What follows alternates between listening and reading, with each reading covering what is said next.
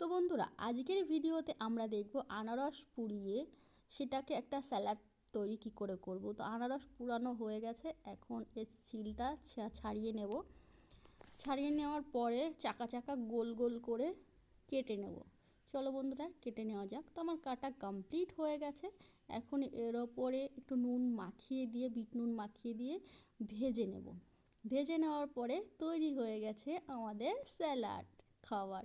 তো চলো আরেকটা আনারস কেটে এটা ভেতর থেকে কি করে সুন্দর করে খোসা ছাড়িয়ে বের করে নিয়ে আসবো সেটা দেখো। ওয়াও!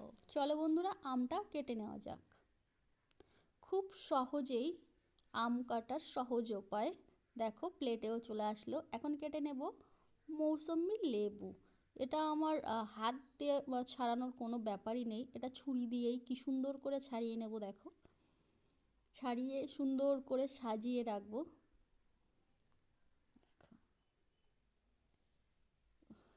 পুরো প্লেটের মতো হয়ে গেছে, দেখো থালির মতো। তো কেমন লাগছে এটা দেখতে? দারুণ লাগছে, দেখো আমাদের খুব সুন্দর লাগছে। ওয়াও! তারপরে কেটে নেব আনারস। আনারসটাকে এরকম আড়ি কেটে নিয়ে দেখো এক একটা পিস বেরিয়ে চলে এসছে। এখন কেটে নেব তরমুজ। তরমুজটাকে কেটে কি সুন্দর ডিজাইন করব সেটা একবার শুধু দেখো। ওয়াও! তরমুজের অনেক রকমভাবে ডিজাইন করা যায়। দেখো, ফলের এটা হচ্ছে ফলের ডিজাইন করব। এটার খোসাটাকে পুরো পাতলা করে কেটে নেব। কেটে নেওয়ার পরে এখন চিরচির করে মাঝখান দিয়ে কেটে নেব। কেটে নেওয়ার পর এই পাশে কেটে নেব। এবার এটাকে একটা সুন্দর শেপ দেব, যেটা দেখতে খুব সুন্দর লাগবে। দেখো, ওয়াও! খুব সুন্দর লাগছে, খুব সুন্দর। দেখো, এবার তরমুজটা সাজিয়ে দেব। অ্যামেজিং! দেখেছো, আমার স্যালাড রেডি ফলের।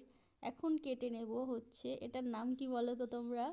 বলতে পারবে এটার নাম কি? এটাকে আমরা বাঙালি ভাষায় এটাকে বাঙি বলি।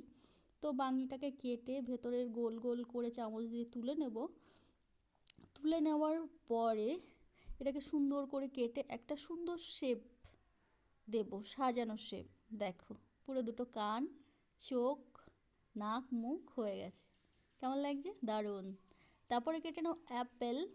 দেখো, অ্যাপেলটাকেও সুন্দর করে কেটে এটাকে একটা সুন্দর শেপ দেওয়ার চেষ্টা করব। তো চলো কি করি সেটা দেখে নাও। Just amazing! কেমন লাগছে? তারপরে কেটে নেবো পেয়ারা। এটা হচ্ছে লাল পেয়ারা। আর এই ফলটার নাম কি তোমরা কি জানো? জানলে কমেন্ট করে জানাও। তারপরে কেটে নেবো মৌসম্বি লেবু। তারপরে আঙুল ফল। তারপরে আবার তরমুজ। দেখো, আম। ওয়াও! তারপরে এটা হচ্ছে আঙুল ফল, এখানে দেখো মৌসুমী লেবুর জুস দেখো, আর লেবু। তারপরে হচ্ছে এটাকে সুন্দর করে শসাটাকে কেটে একে একটা সুন্দর ফুলের শেপ দেব। দেখো, গোলাপ ফুলের মতো লাগছে। Just amazing! তারপরে কেটে নেবো বাঁধাকপি। দেখো, বাঁধাকপিটাকে শুধু দেখো একদম ফুলের সিস্টেম করব।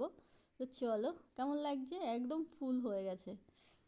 তারপরে কেটে নেবো আবার শসাকে কেটে একটা ফুলের শেপ দেবো, একদম সুন্দর সাজানো ফুলের মতো লাগবে। ওয়াও! Just amazing!